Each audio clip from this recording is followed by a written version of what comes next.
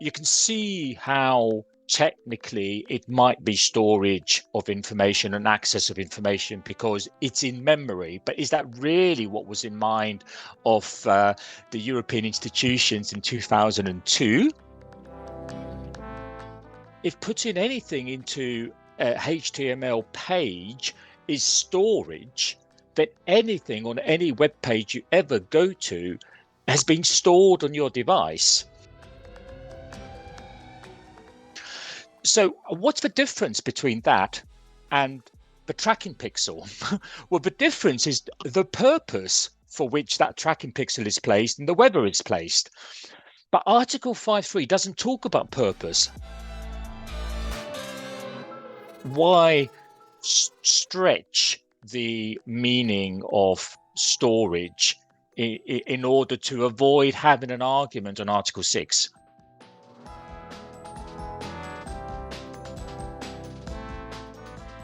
Hello everyone, I am Sergio Maldonado and this is Masters of Privacy, a set of interviews covering the intersection of marketing, data, privacy and technology with a clear goal in mind, which is redefining the relationship between people, brands and media around transparency and control. Which is to say, we're aiming for real customer centricity, or if you will, human centricity. We regularly talk to DPOs, CMOs, CDOs, and whoever else we find interesting and able to share valuable insights. So we hope you like it. Please do reach out if you have any ideas on future topics or speakers.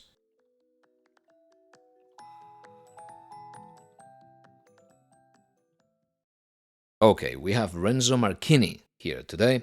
He's a London-based lawyer, a partner at Fieldfisher's data and privacy team. He's well-versed in cloud computing, big data, and other technologies highly affected by privacy and GDPR compliance. Renzo is the author of a book on the legal aspects of cloud computing. We'll add a link to it. And very interesting to me, as I can relate to it, he worked for 5 years as a software engineer at Logica prior to becoming a solicitor. So I'm not surprised that he holds a CIPT, which is the IAPP certificate for privacy engineers, which I teach as well every now and then, a CIPPE and an FIP from the same body. We're going to dive straight into the recent EDPB guidelines on the technical scope of Article 5.3 of the ePrivacy Directive, so-called the cookie law, adopted on November 14th. Many people are unhappy about it. I'm quite unhappy about it. And we want to understand why and what are the potential unintended side effects. Let's get on with it.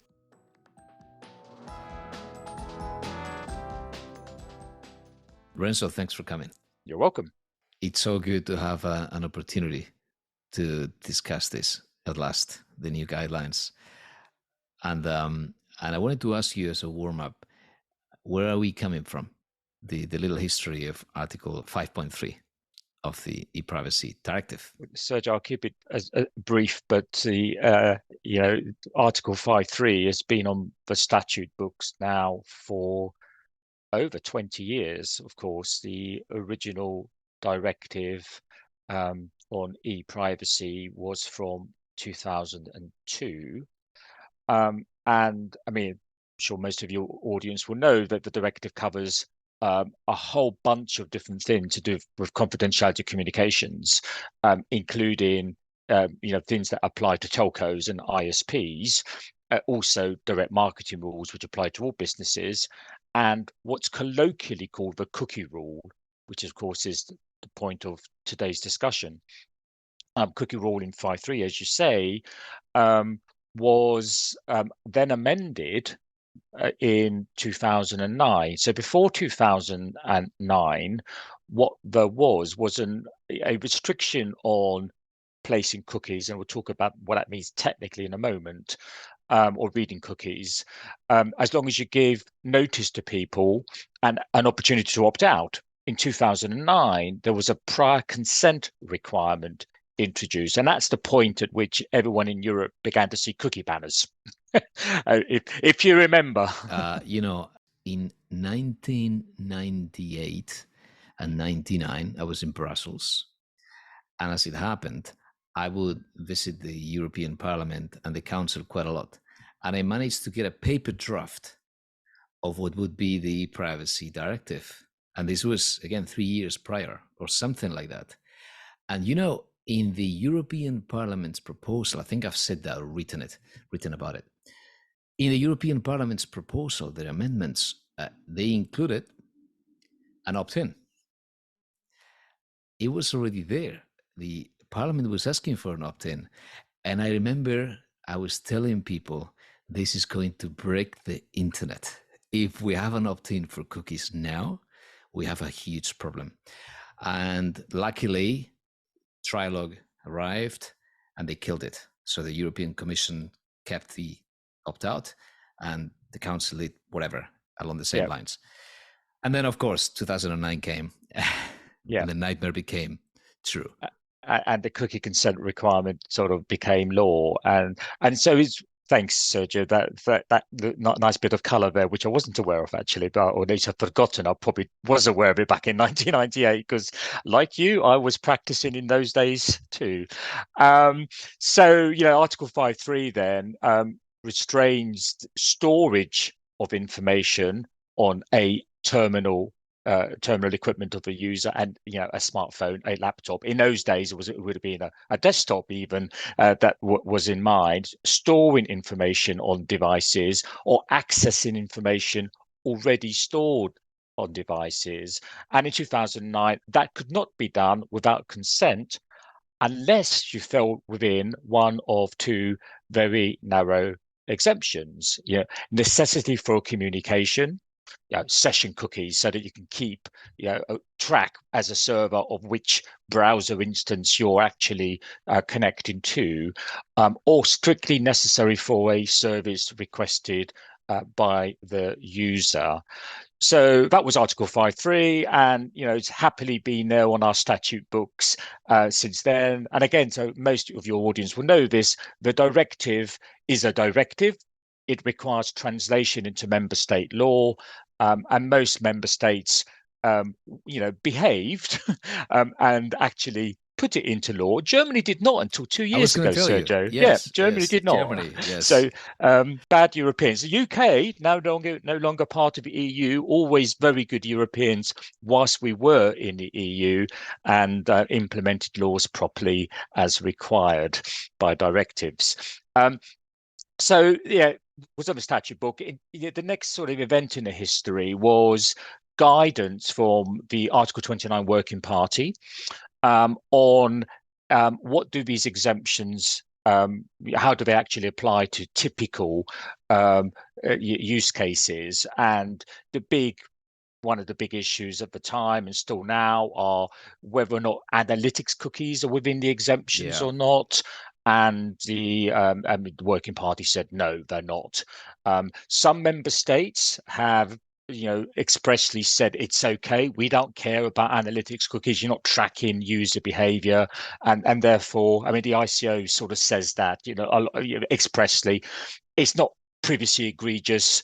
We're not going to enforce against it, but technically it's captured. But even like the Garanti in Italy have actually said they're technical cookies and therefore exempt. Never quite clear how some of the regulators think that they're technically exempt when the language makes it clear that they're probably not.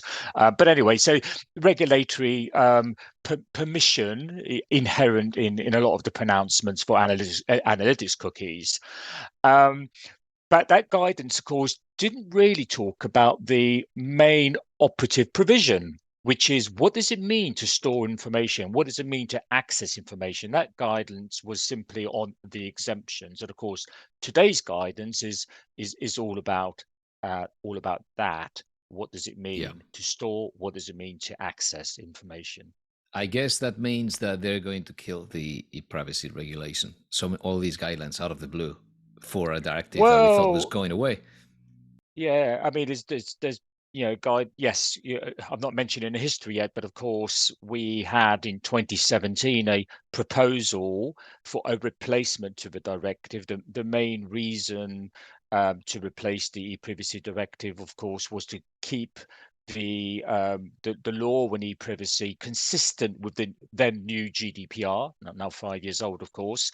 And so the Commission proposed an e-privacy regulation, and it's been stalled pretty much ever since. Parliament comes along and makes some suggested amendments, and we're in perpetual trilogue at the moment with different Yeah. presidencies of the council. Rumor has it, Sergio, you've heard this, I think, haven't you, that it's going to die, officially die, and who knows what will happen if something new will be resuscitated further down the road, perhaps after the next European elections. But yeah, I mean, so the Article 12, sorry, the EDPB are not waiting for the regulation.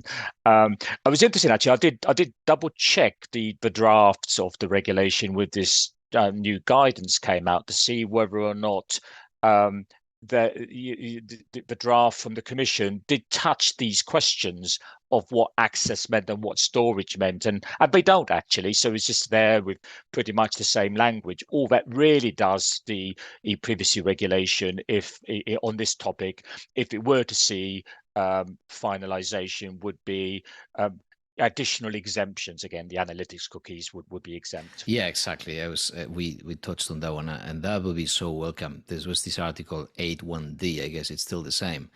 That would open up the door to also align it with the idea of legitimate interest. So, knowing this, we have no e-privacy regulation in sight, and now we have the guidelines.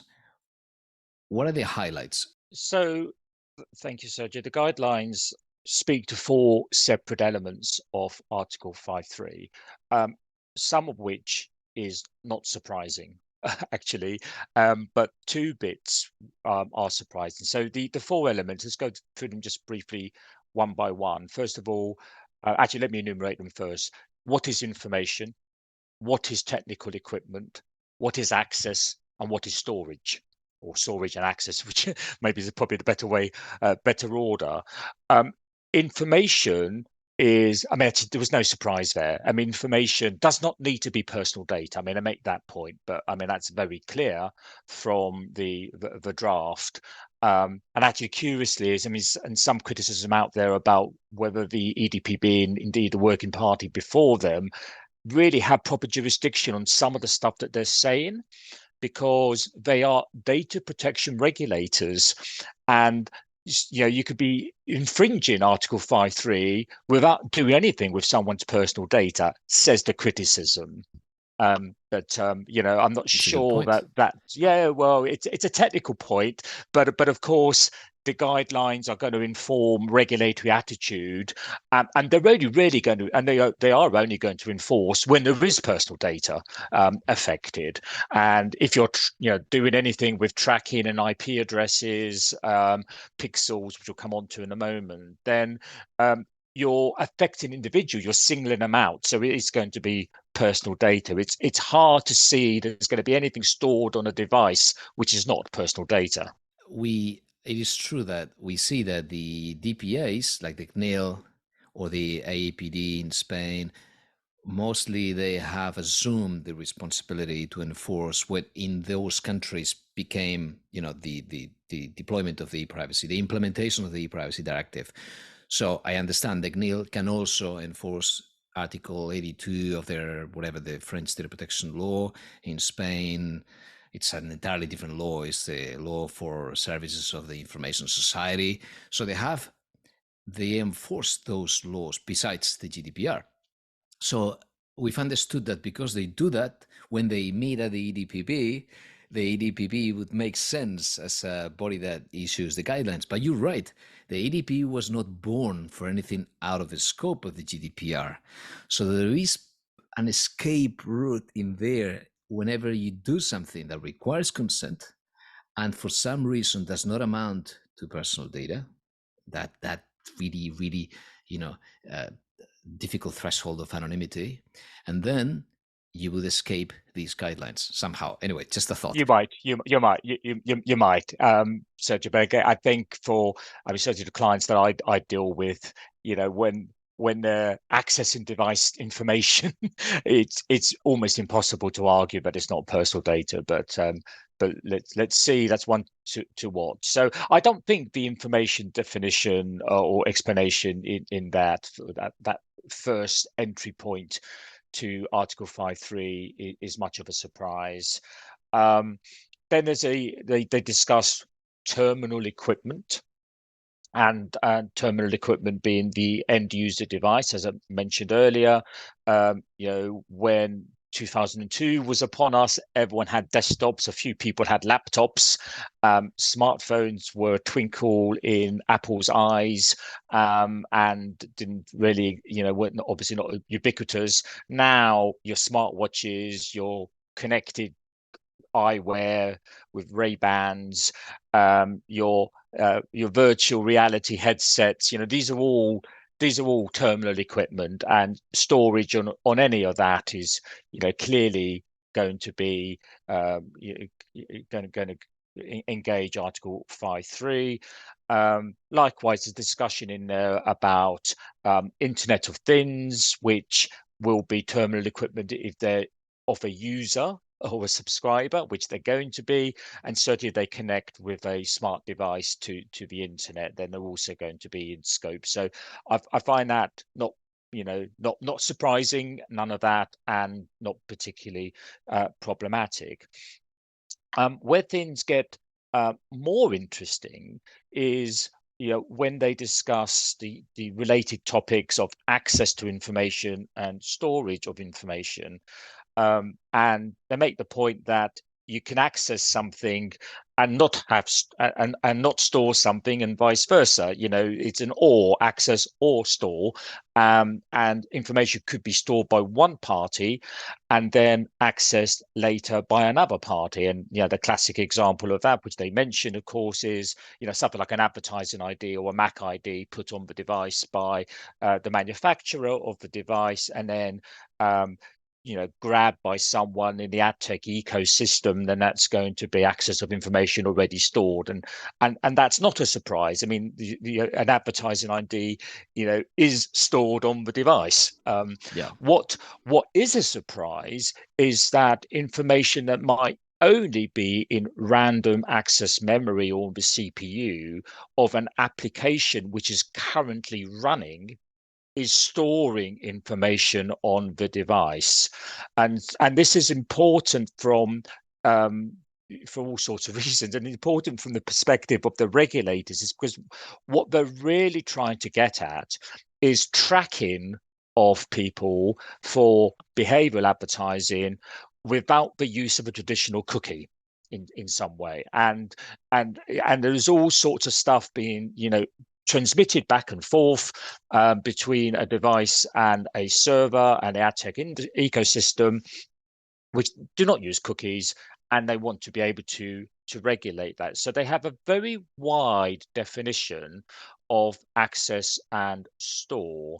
So an example they have is, if there's a pixel on a website, and Sergio, again, I assume that your listeners will know roughly how the technology of HTML works. You've got an invisible call to the server of please get some information for us, but actually it's not getting information to load into the display of the browser. It's actually sending back the instruction, and the instruction back to the server from the web page, the EDPB say, is accessing information from the server.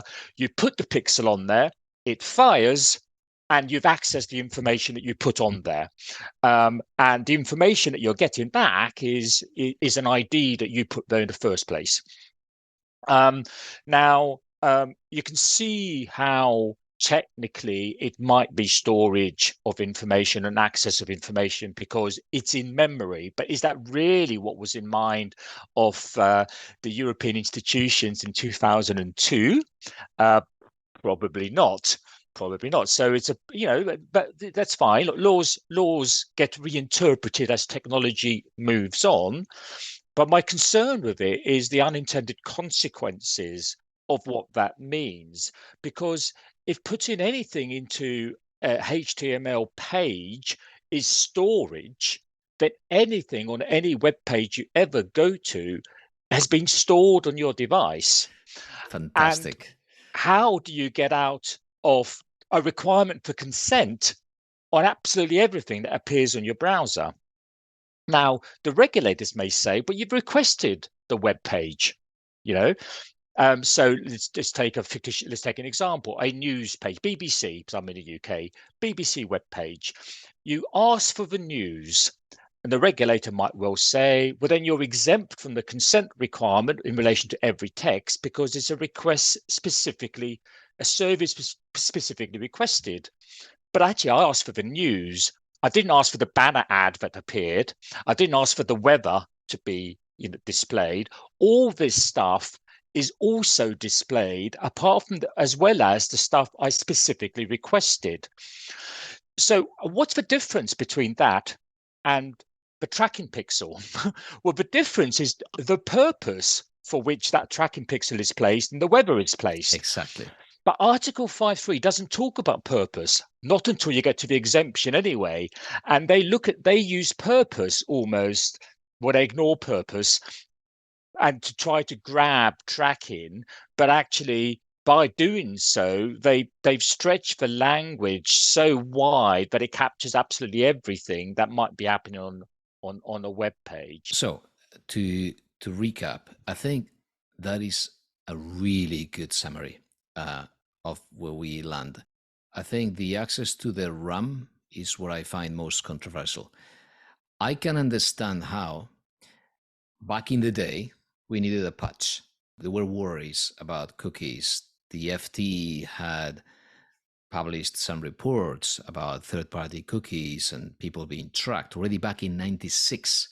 So there was that. But now, why would we need to maintain a law that is asking for consent for the very reason that you use a certain technology back in the day, now, of course, expanded to everything, when in the end, we now have a proper data protection framework that can encompass these activities? Why not let the GDPR do its job? For me, the extreme is this. All I want to know is that you came to my website from, whatever, from The Guardian. That's all. If I only targeted 3 people coming from The Guardian, then there is a risk, of course. But it's on me, right, to build a case and to explain. So, and to build some safeguards. So if all I want to do is I want to know whether The Guardian works better than The Times. If all I want to have is a generic parameter, at this point, I will need consent, even though I'm being far less intrusive than anybody doing fingerprinting or using third-party cookies. So by lowering the threshold for consent, now you are hiding the worst practices because this is binary. It's all about consent or not. So I know tools that have been offering consentless analytics, and I thought this is great because now I can tell the difference. They're not using cookies, they're not using fingerprinting, no sessions, no IDs are being kept elsewhere. If they did, they are keeping personal data, so they need to find a way. If they don't, then why now ask them for consent and destroy their advantage and the benefit to a privacy by design approach? Interesting perspective, Sergio. I absolutely agree. And going back to the earlier point that you said, though, which is, why does the EDPB need to do this? If what they're trying to do is, which they are, regulate tracking and profiling of people, be brave. I mean, be brave and say that the only Article 6 based under GDPR we recognize for this is consent. It is so privacy intrusive.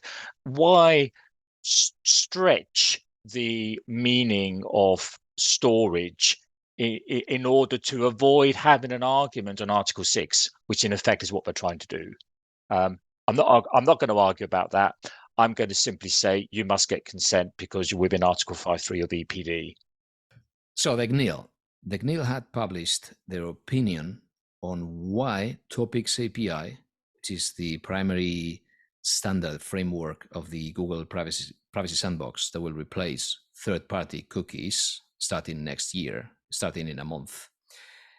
And the CNIL said that Topics API would require consent because it reads and writes from the device. And that kind of makes sense. We had that in another interview. In the end, as you said, it's one of these scenarios where someone else writes the topic. Since you're reading about sports, then another publisher will be able to see that you are sports interested as a topic. And they had published that. And now I see that through the EDPB, they can find a consistent approach. And if now, something else we've seen is that data protection agencies do not need to abide by the one-stop shop to enforce ePrivacy, and that has opened the door to many large CNIL fines for lack of proper consent, right? Microsoft, Apple even, right? All of these companies, where in others, TikTok would have gone to doubling if it were not for the privacy not being part of the one-stop shop. So by expanding this, I guess that's another, I don't know if it's a motive, I don't think it's a motive, but I guess there's another consequence, which is now you've got greater powers and greater uncertainty for larger companies, because now the one-stop shop will cease to work for even more case scenarios, not just cookies.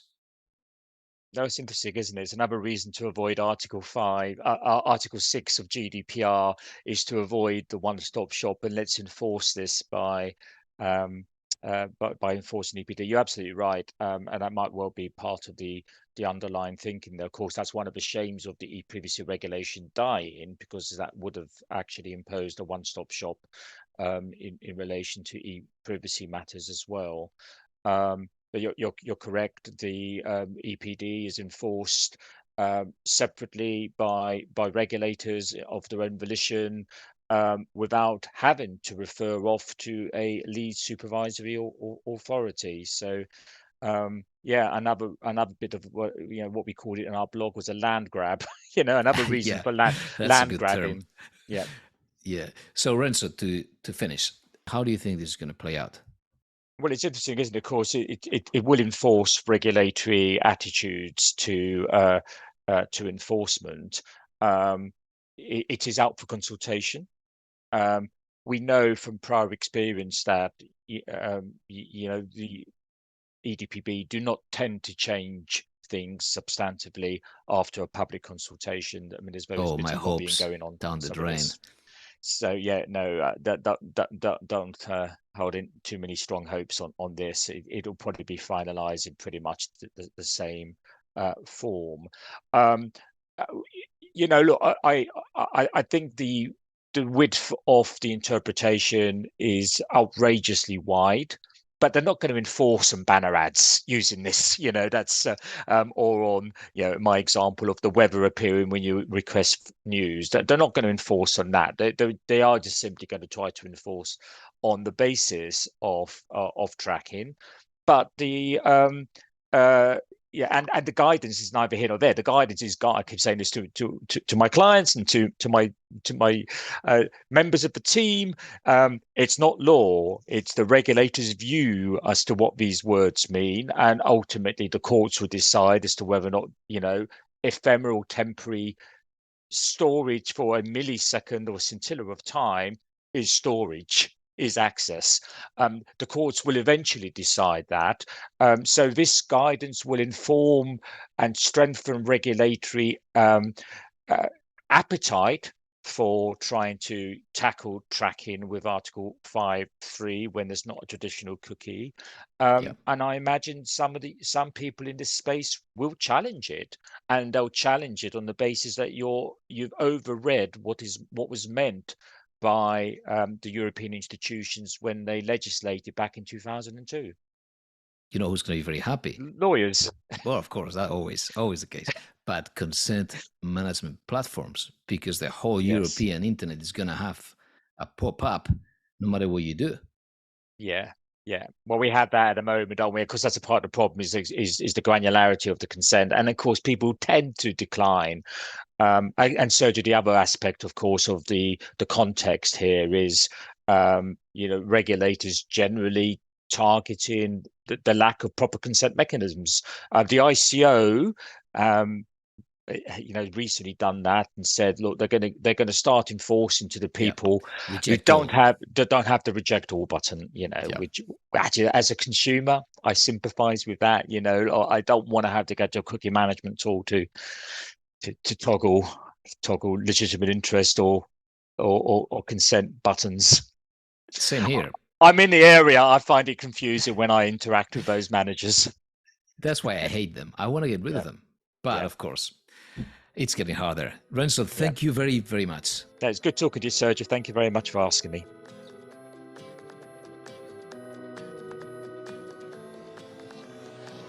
Okay, that's all for today. Please help us gain some visibility and grow in every sense of the word by hitting 5 stars on whichever podcast player you use if you think we deserve them. And remember that you will find some episode notes and links to our social channels on mastersofprivacy.com. Thank you for listening.